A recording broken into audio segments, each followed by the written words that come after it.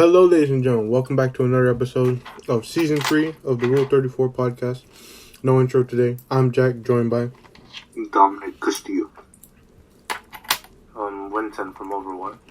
Alright. So we are back today. Only a couple days have passed, but how have you guys been? I have been pretty good. I'm currently enjoying the 1 week off from work, which kind of sucks because that means our paychecks are going to be drastically reduced. But, I mean, next week there is more work, so that is pretty PogChamp. Nothing much else has been going on. Need for Speed Unbound featuring ASAP Rocky has been very difficult. It's been a difficult challenge to overcome at the moment. I didn't think it was going to be this difficult for a racing game, but here we are now. What else? New GTA update coming in next week. Pretty crazy. Nothing much else for me. It's been pretty slow. Nothing much has pretty much happened ever since the last recording of the podcast. How about you, Jew? Jack and Yugo have like a mouthful of food. Alright, for sure. I've been doing pretty well since our last recording. I don't think I've done much except played the new Overwatch season with you guys. Was it yesterday? I was pretty busy, and I was watching AEW while playing with you guys. Other than that, just been quote unquote enjoying the new Overwatch season. I don't care how many people hate me, but I think the game was much more fun when Doomfist and Genji weren't viable picks, but that's just me speaking as a support main and having to deal with those two constantly diving into the backlines. Because like I said to the homies, at least when Winston was meta, at least when D was meta, when they dive in, at least the supports can somewhat fend for themselves. Doomfist dives in, Genji dives in, and there's literally nothing you can do. And you could say it's a skill issue, you could say get better, but like literally there's nothing you can do. Especially since when I play Lucio, the one thing I hate is they nerfed the what's it called? The putback when he boops. So it's like you can't even boop him that far and run away. You just literally, like some of them barely even move when you hit them with the boop. And so it's like you can't even turn speed boost on and run away because they're just going to demolish you right then and there. You got a point. Personally, when it comes to me diving in, for some reason I always want to dive in. It's just, I guess, a matter of habit. Always constantly want to be on the point to either stall it, even though the rest of the team is not even close to the point. I think I should really fix that. But You can't even stall it. They still get points even if you're contesting, which is stupid. That shouldn't be a thing. If both teams are on the point, it should be like in a contested state, and no one gains any points until either one team takes the point from the other, or the team defending wins the point, and then they get points. I don't understand. We're having like a 5-minute fight, and they're still gaining points while we're on point. It makes no sense.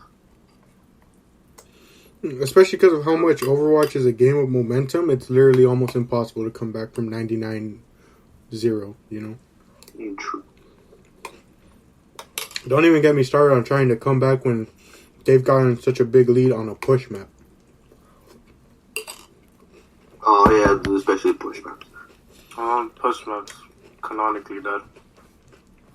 Very so. I don't understand why they took out 2 control point for push when they easily could have just kept it in and had 3 different modes. Could have had escort, push, and control point. I don't get why they never did that. Aren't the maps in rotation by any chance? That's another thing I hate, is the maps being in rotation. Oh, damn.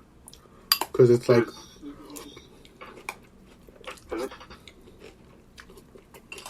Sorry, what's it called? I hate the whole map rotation, Because, I mean, there's so many reasons to hate it, especially when you've seen it implemented in previous games. Like, with Rainbow Six Siege, how boring does it get after like 3 months of playing the same maps over and over and over? And obviously, Overwatch has a shorter cycle. But still, it's so boring to have to keep playing the same maps over and over, especially when the maps in rotation are terrible, you know? Having to play Junkertown, Oasis, and what's another? What are the other one that's in rotation? I mean, you guys seem to not like Blizzard World so far. Hell no, dude. Well, actually, that map out of like compared to the other new one, the Monastery one, it's alright. Like, it's not as choky as the other one. It's just like the beginning point is literally the worst thing ever, because it's literally, well, you have one team spawns in on the attack, and then the defending team is there, and there's literally one gateway to go through, and it's not even like a wide gateway, it's like tiny, so they could just like spam abilities, shoot it constantly with Bastion's ability, and you can't get through at all. Like, who thought, yo, this is good map design, let's just make it a choke, where it's near impossible to get through, and we even try to get through, like, the other team has such an advantage on you, that, like, as soon as somebody gets picked, your entire push is over. Like, that makes no sense.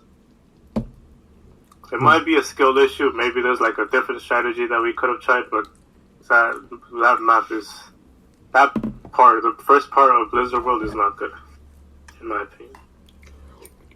But then the whole Monastery map as a whole is so, it's god-awful. Like, there's nothing about it is, like, redeeming.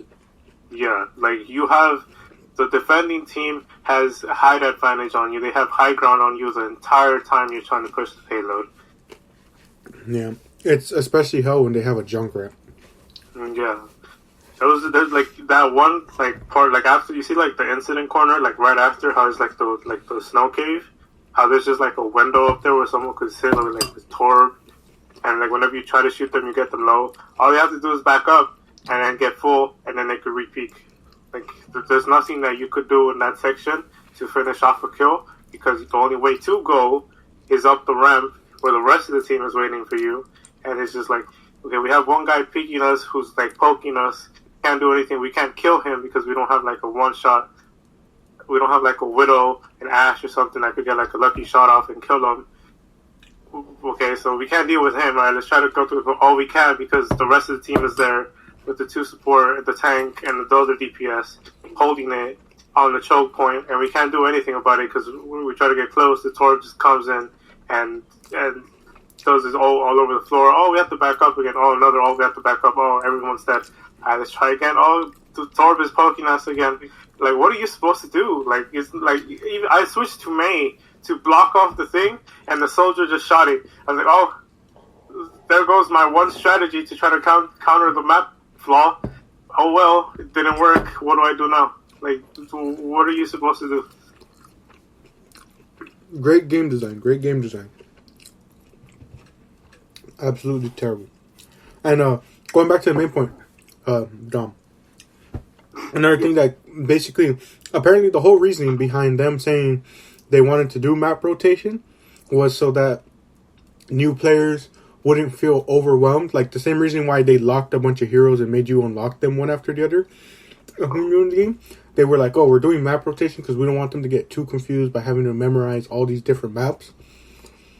But I don't think they realize just how much they put them at a disadvantage by doing that. Because then the new season comes, here come the new maps that the veteran players already know, and then the new players are stuck still trying to figure out all the different spots instead of just being able to hop into a bunch of quick play games, learn the spots there for like any map that pops up, or even getting into a skirmish if they want and exploring the different maps on their own.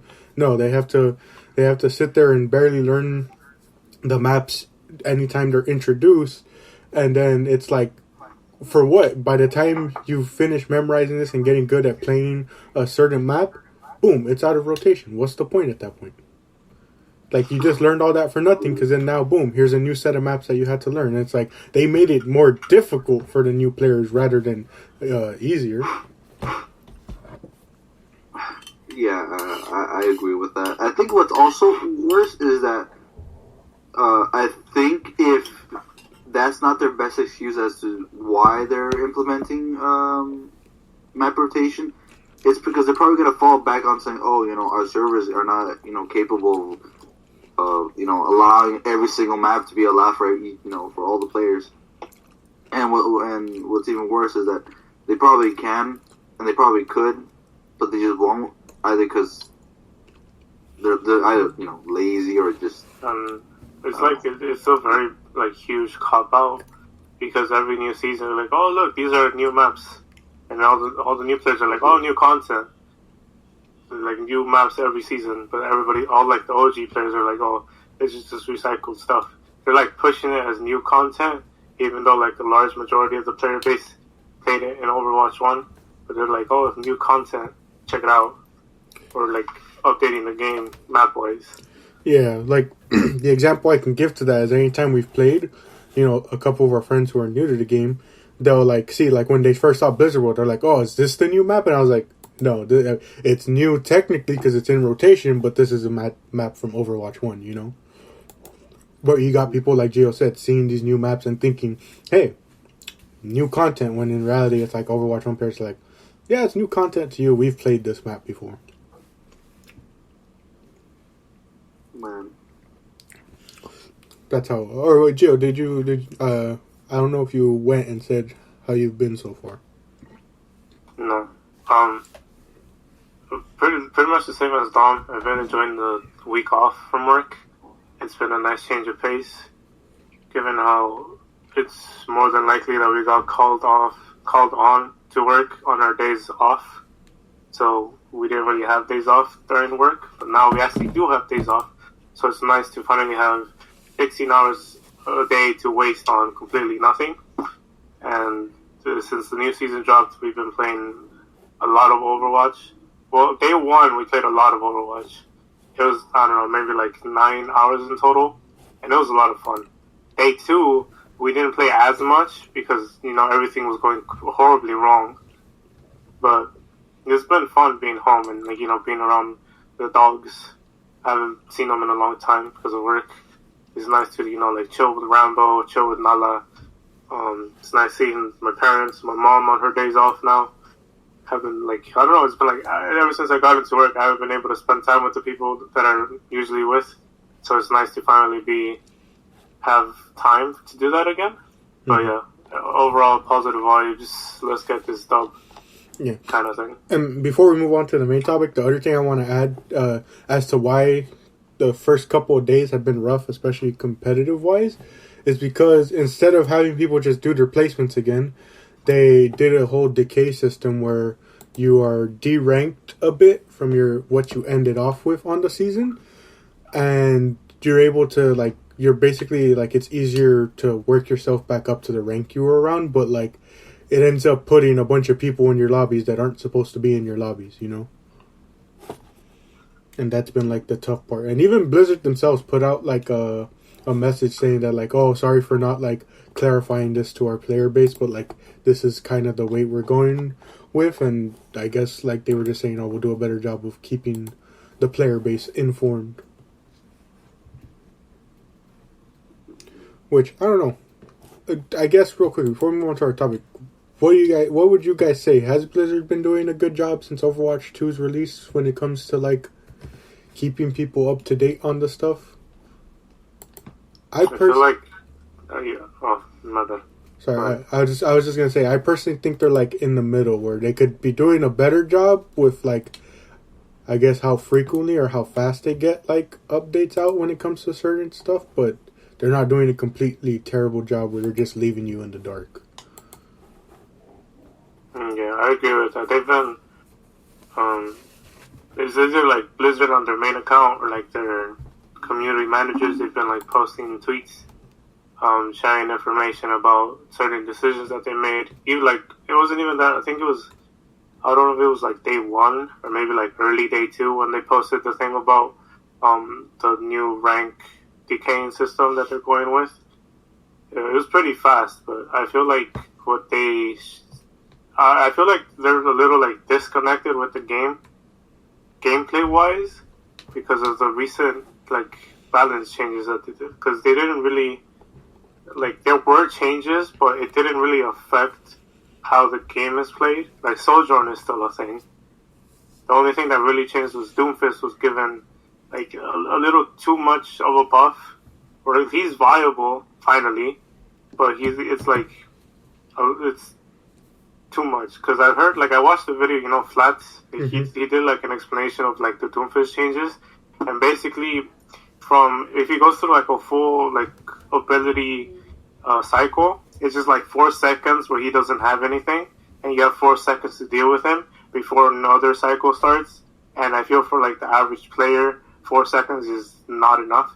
Even if you try to like counter him with Sombra, like I tried to like yesterday when we were on the monastery map, I hacked them like 4 times in a row, but we couldn't like deal enough damage before the hack, like the temporary hack on the abilities wore off, or because like you literally hack him, I do a little bit of damage, and then he has his thing again, and he disappears into a corner, comes back, stuns you into a wall, die, and it's very difficult to deal with him currently. I literally we couldn't do anything about the Doomfist. And we have what Cedric is like a diamond Doomfist, and he was getting out Doomfist. How does that happen? Like either the other guy was just really good at the game, or I don't know. He's like Doomfist is too much, and like everything else there were changes, but like you could barely tell them in game. It's like people are still playing the same characters. What do you think, Dominic? Personally, when it comes to coming back to the question on Blizzard doing this thing when updating people, I feel like they do definitely put in a lot of effort, especially with the developer updates. However, when it translates to the in-game, gameplay, whenever an update comes out, whether it be a nerf or a buff to a specific amount of characters, it doesn't always translate well whenever it comes to just the in-game way of how players work, because when an update rolls out, people have to conform as to how the nerf or buff takes place, and that might, move people off from playing a specific character, which is not always the best. It might be the best for people who might get conformed to a nerf or a buff. I don't know how a nerf would work out, but definitely a buff would definitely move players to go towards that new, the new changes per se. However, it's not always certain that it's always going to work out or going to look nice. But I just simply don't want it to be a situation where, with Overwatch 1, the majority of the reason as to why the game sort of fell off and died off was because of the vast amount of change that they threw in that didn't always turn out to be the best. And as we knew, back in Overwatch 1, the game pretty much died off because the amount of just balance changes that didn't always correspond well with the rest of the community. And regardless of the change that they try to revert back to, it was practically too late for Overwatch. And so seeing the changes they're doing now, I think they're doing it lightly and not like drastic changes so as to like not change any metas as compared to like with the Overwatch League when they constantly found new metas, like the GOAT meta that was like insane back in the day with the Overwatch League. And so I just hope they don't like change one character that could completely change the aspect of the game, which you never know. But so far, nothing seems to be wrong at the moment. Everything seems fine. When it comes to the matchmaking, it is kind of awkward sometimes. Sometimes we do get paired up with like absolutely annihilating players, and then we get annihilated regardless of our rank. When I'm currently like silver 5 in attack. What am I? And like silver 2, I think, in support. And then I'm pretty sure we're seeing like the enemy players that are like boasting their ranks that they're in plat or whatever. and we annihilated them regardless. I still remember that game, classic. But aside from that, sometimes we do get paired up with players who, where it feels like they've been in the Overwatch League for years, and we get absolutely annihilated and dominated on, and they get team kills on us, which it does suck, but it is what it is.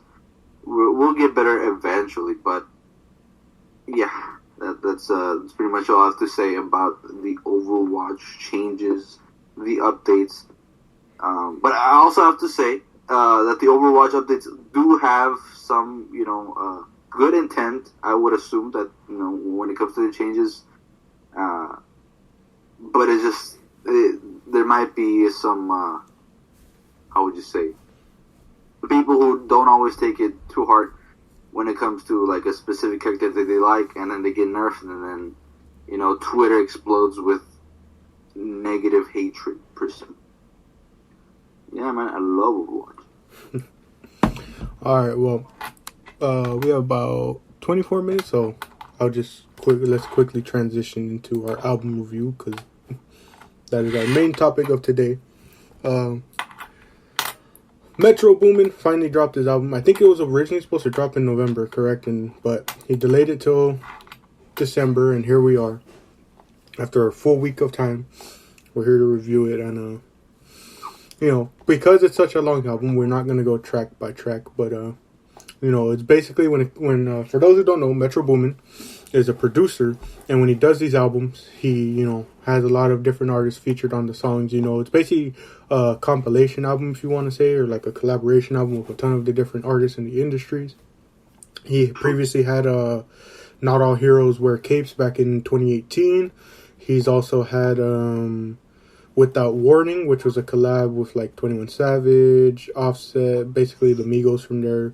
He's done collaborations with 21 Savages for his albums. He's collaborated with Nav, Big Sean, all sorts of different rappers in the industry. And this is sort of a follow-up or sequel, if you want to say, to Not All Heroes Wear Capes, but it's not like there's like a linear sort of continuation, It's like there's nothing that really connects the two, especially like story-wise, content-wise, It's just basically like a follow-up to that collaboration album as well.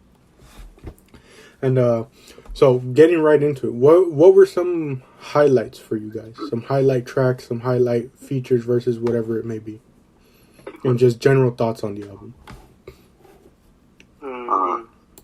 You want to go ahead, Jim?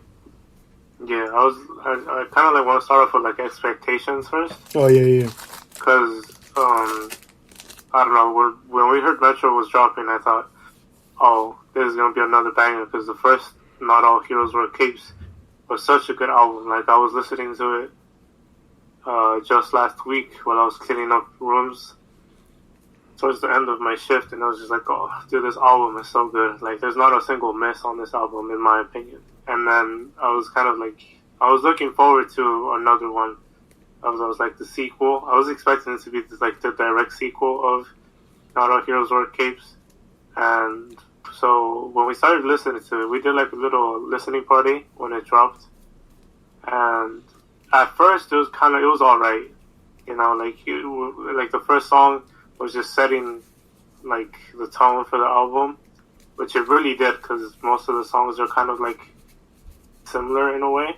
Because the first song is Metro Boomin and John Legend on Time, and it was an alright track. But then when we got to the second song, Superhero, it was going well until Chris Brown came up towards the end of the song. That was, I don't know, like it was up to after like Future ended his verse and then Chris Brown took over. I was like, alright, from here on, skip. But then we have like the third song, we got Don Toliver. We saw that dude a lot in this album. I didn't like that.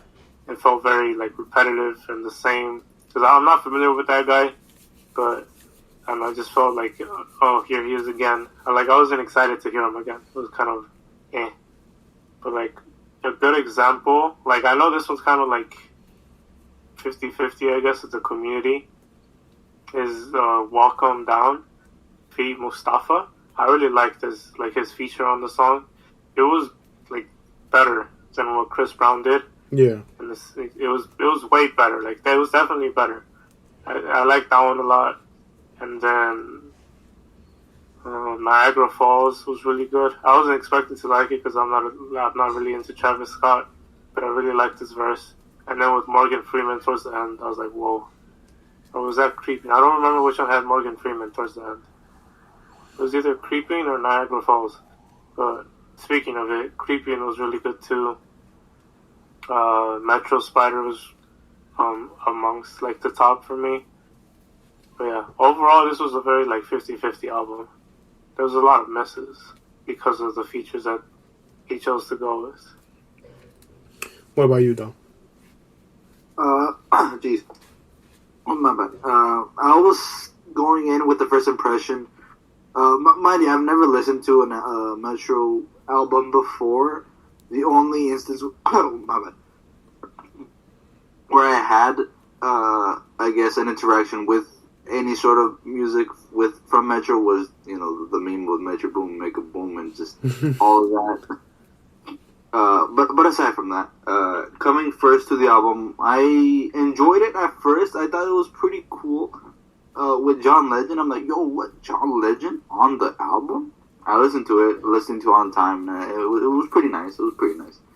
But I feel like, personally, to me, I feel like the highlight of the track would be either it'd be Umbrella, Trance, or the last song, Feel the Fire, with A$AP Rocky, who was also introducing Need for Speed Unbound. I feel like that song with the sample, the sample, man, I enjoyed the sample in the background. It was an overall good jammer to listen to. Walking Down with 21 Savage, I felt like was proper. It felt nice to listen to. Coming back to Trance with Travis Scott, Travis did pretty well. Young Thug as well. Umbrella coming back with 21 Savage. I feel like with 21 Savage and Future, with how do you call it? Too Many Nights as well. I feel like these songs slapped pretty well, and I don't really have that many negatives to say about the album. Creepin' was also really good with The Weeknd and 21 Savage, and I thought, and what else? Not much else. The ending song, well, the bonus song with Gunna sounded a bit off to me, but it's just, that's just me. What else? Oh yeah, not much anything else. I listened to the entire album while playing Need for Speed on my video, A$AP Rocky. But the Feel the Fire song, I feel like that song was the one that just slapped the most to me, just because of the sample itself. I mean, each other song was very good in its own, I guess, definition. These songs slapped. Each song went pretty hard. Metro Spider with Young Thug was pretty good as well. However, the story with Creepin', I feel like it was like pretty dark and deep. Not dark per se, but it was like sort of depressing. Like listening to the lyrics, hearing the meaning of what it's really trying to say, and I'm like, damn, that hurts. Yeah, that's pretty much everything. What's it called? Similar to Geo, because of Not All Hero Wear Capes. I didn't really have like high expectations, or not really any expectations, but I was just like, all right, let's get into this, and let's hear what Metro's cooked up, since his last sort of collaboration album. And like Geo, I feel like a lot of the features on this were very like hit or miss. Like, I don't know, I get it's Metro trying to what would you say, experiment in a way, but I don't really know what John Legend and like, it's no disrespect to you, but like, I don't know what John Legend, Chris Brown, and Mustafa are doing like on an album like this. And more specifically, it's not like they don't belong in an album like this, but like the songs they were on, I feel like a lot of them were just like, I don't think these were like the best places or best fits in terms of like songs they could be on, you know? Like, I don't know, maybe if I like look at the lyrics and trying to see like if there's like some specific reason, but it was just so weird having a song like Walk 'Em Down with 21 Savage, and like he was doing like all this like crazy rapping and stuff, and then you have Mustafa come on and like it slows it a bit down, and from what I could remember, I want to say like, you know, in a way it sounded like more peaceful, if you want to say, compared to 21 Savage's lyrics and the way and what he was rapping about. But you know, and then like some of the ones, like it's not just them, it's like sometimes, like how Jill was saying, sometimes Don Toliver just didn't hit as well on this album. I really enjoyed most of all of Travis's songs on here, because I'm a real big fan of Travis Scott. I've been waiting for Niagara Falls to officially drop ever since he teased it on his Apple Radio thing. I forget what it's called, but he teased it on there, like, I want to say it was like a year ago, maybe even longer ago, back in like 2020 or something. But, you know, he's been teasing that song for a while and people have been waiting, so I was glad to see it on the track list. Raindrops was also a really good one. As far as Feel the Fire, funny enough, Dom, when we did that little listening party, all of us that were in there weren't feeling this song. What? That song was a slapper. The intro, the sample, the introduction of the beats with the sample. Oh, the sample was real good. I don't know what it was. I feel like it's a track that if I re-listen to more, I will enjoy. And I've already started seeing more of it because of how much people are talking about it. And, you know, I don't know. But I guess a lot of us weren't really vibing with A$AP Rocky's part.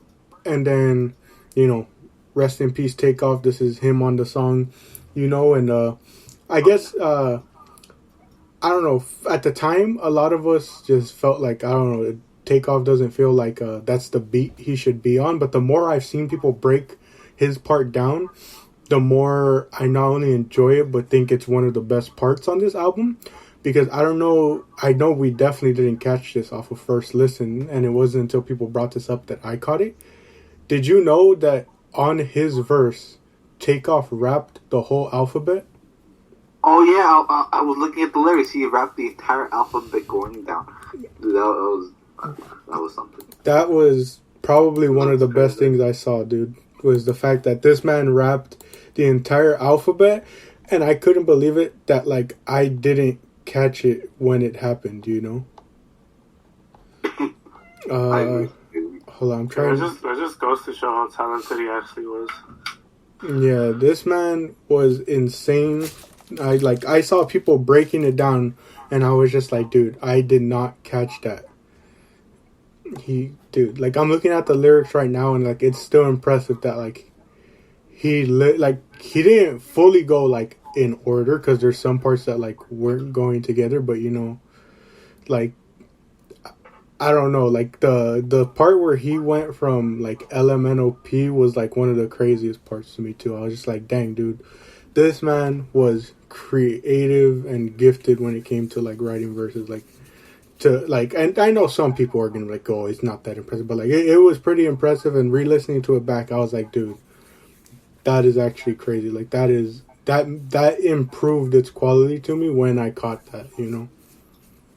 The song reminded me of his solo album that he did a few years ago. Oh yeah, like in 2018, I think. Yeah, it really like brought me back to that, and I was like, oh. I mean, it's not what I like. It's not like what you want from Takeoff, but like, because you know he still has like some very like heavy verses that just go really hard, like in the Migos albums, and like during his freestyles on like radio shows and stuff. Like he has like you want more of that, like to see what he could come up with. But it's like this is also like really really good. Like not to take it away from him, but you know it's just kind of like how would you say it? A preference, really. I get you. I get you. Dude, I'm not lying to the listening audience. I'm just rereading this, and it's just so impressive. Because I think the most impressive part to me about this verse is just kind of how effortlessly he did it. Like, when you listen back to it after knowing this, you can obviously tell, like, he's going out of his way to do it. But, like, when you're listening to it, like, especially when you were listening to it for the first time, everything was just flowing so smoothly that you didn't catch the fact that, oh snap, he's doing the entire alphabet, like, letter by letter. Man. Takeoff, man. Yeah, rest in peace, Takeoff, man. Obviously Creeping was a good one. I saw people, I didn't know this, maybe it's me just being uncultured, but it's technically a cover, if you want to say, of another song that's been done by, I forget the artist's like last name, but I know his first name, it's like Mario and then something. I forget what his last name is, but like that, the Weeknd's part was like a cover of his stuff. And so I don't know how you all feel, but like I saw a lot of people discrediting the song in a way, saying that like it's nothing impressive because it's just him doing a cover of a song that's already made. That happens a lot in music. And I don't know, I feel like it's kind of like, how would you even call it? It's like showing appreciation towards like an older generation of musicians, and it should be like a feels good man moment instead of, oh, it's not original, let's hate on it kind of thing. Like, people just don't appreciate stuff anymore. Born haters and stuff. Yeah, I don't know. I feel like it's being very, I guess is the word I want to use, disingenuous. But yeah, I think it's like disingenuous to like discredit, a song like this and, someone like The Weeknd's performance on it just because it's not original. It's like, I don't know. I think it's kind of dumb to just be like, oh, it's not original. So discredit, just discredit the fact that he was killing it on the song and, and fit right in on that beat, Like, I don't know. I just don't really like the fact that, like, that's people's go-to instead of just, like how Gio said, appreciating the fact that, like, it's showing appreciation towards an older generation and brings it to the newer generation in a modern way, in a sense, so that, like, hey, this is a cover. If you want to check out the original, here it is. But, like, if you don't like it as much, here's, like, a modern version in a way of it, for the newer generation. I saw a lot of people on TikTok talking about it. And then, I don't know. I feel like it's like they didn't know, but now they know. So they're acting like they knew from the beginning kind of thing. And then, like, all the 90s babies are going to appreciate this song. All the throwbacks and all that stuff. It's like, yeah, is it really a throwback, or are you just like doing it for the hype? Yeah, I think I'll always get a laugh out of like people who talk about the 90s and then you look and they were born in like 1999. Yeah, they experienced it for a few months and then They didn't even experience it for a few months. They don't remember what they were doing when they were freaking less than a year old. They just want to feel included on things, dude. They just want the validation. But what do you think, Dom? What do you think when it comes to this?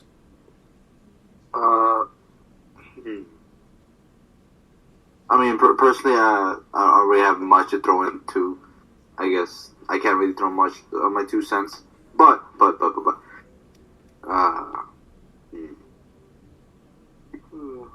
I mean, I don't really have much to say. I'll be honest. I'm mostly neutral when it comes to this. I don't want to, I guess, tilt heads over me in terms of negativity. You know. I get you.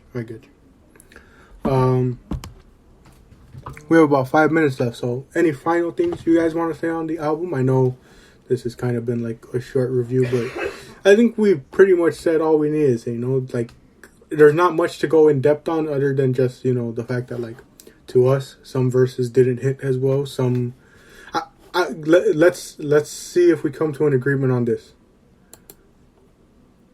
Some of the features, didn't hit for some of us, and they're different based on each of us. But what did you guys overall think of the album instrumentally?